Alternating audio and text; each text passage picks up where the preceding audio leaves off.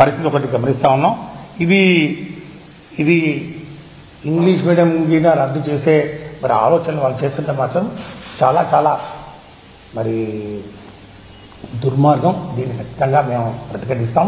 దీనికి మరి వ్యతిరేకంగా మేము పోరాటం చేస్తాం. ఈ ప్రభుత్వ పాఠశాలలో ఖచ్చితంగా ఇంగ్లీష్ మీడియం ఉండాలి. తెలుగు భాష ఉన్నతాన్ని కూడా కాపాడే కార్యక్రమం కూడా చేద్దాం.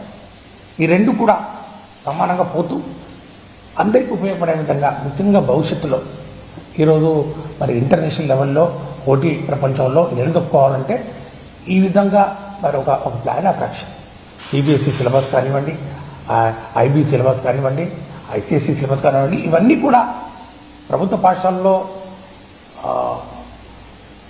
అందించినప్పుడే ముఖ్యంగా పిల్లలకు మేలు జరుగుతుంది. ప్రభుత్వ పాఠశాలలో చదివే పిల్లలందరికీ మేలు జరుగుతుంది అనే ఆలోచన ఈ ప్రభుత్వం ఖచ్చితంగా చేయాల్సినటువంటి అవసరం ఉంది. అంతేకాని ఈరోజు వైసీపీ ప్రభుత్వం చేసింది కాబట్టి మేము చేయమని చెప్తే లక్షలాది పిల్లలు ఎవరైతే ఉన్నారో వాళ్ళందరికీ నష్టం వాటిల్లే ప్రమాదం ఉందనే విషయాన్ని కూడా నేను ఈ ప్రభుత్వాన్ని హెచ్చరిస్తూ ఉన్నాను.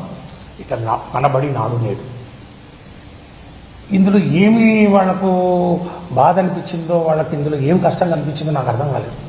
ఎందుకంటే వాళ్ళ ఆలోచన విధానం వాళ్ళు ప్రభుత్వ పాఠశాలని వాళ్ళు ఎప్పుడూ బలోపేతం చేసే కార్యక్రమం చేయలేదు. ఎందుకంటే గతంలో కూడా వాళ్ళు అధికారంలో ఉన్నప్పుడు 14 నుంచి 2019 కార్యక్రమంలో ఆ టైంలో సుమారు 1787 ప్రభుత్వ పాఠశాలను మరి మూసివేసినటువంటి ఘన చరిత్ర ఉంది వాళ్ళకు.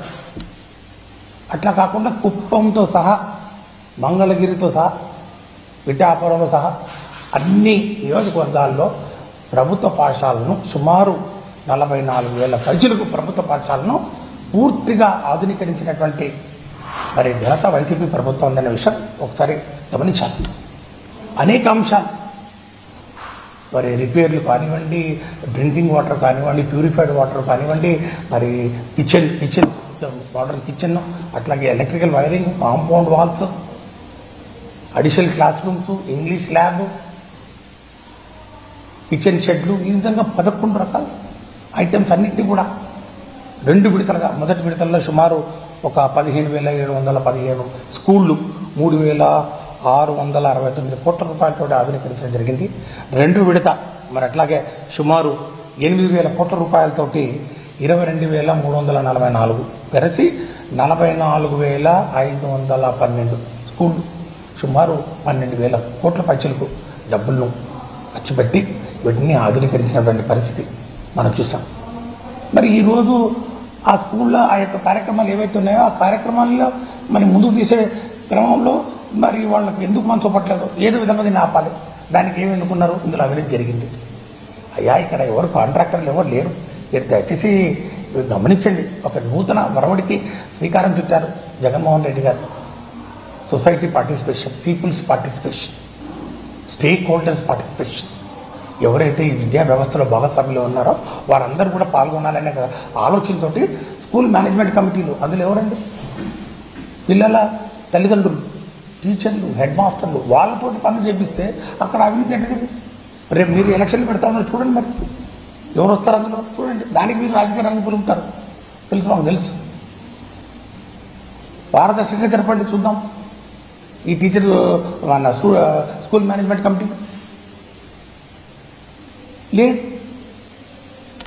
ఈరోజు వాటిని కూడా ఏదో విధంగా మీరు మరి ఆపాలని చూస్తే మాత్రం పేద ప్రజలు, ముఖ్యంగా మధ్యతరగతి ప్రజలు ఎవరు కూడా మిమ్మల్ని క్షమించరు. ఈ యొక్క కార్యక్రమం దేశానికి ఆదర్శంగా నిలిచింది.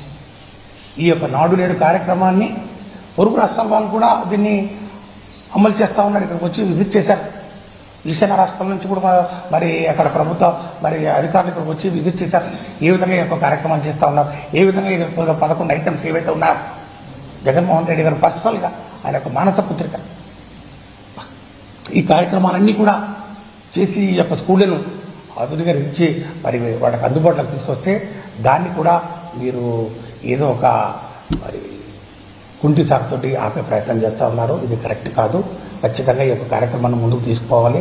వీటిని లాజికల్ ఎందుకు తీసుకురావాలి, అందరికీ ఉపయోగపడే విధంగా వీటిని అందుబాటులోకి తెచ్చాం, దాన్ని ముందుకు తీసుకోవాలని చెప్పి కూడా నేను వాళ్ళని కోరుతా ఉన్నాను. మరి ఒక దురుద్దేశంతో వీటిని మరి మీరు ఆపే కార్యక్రమం చేసి ఈ కార్పొరేట్ కల్చర్ వరకు మీరు అలవాటు పడి మరి కార్పొరేట్ స్కూళ్ళ కన్నా మెరుగ్గా ప్రభుత్వ స్కూళ్ళు ఉండకూడదని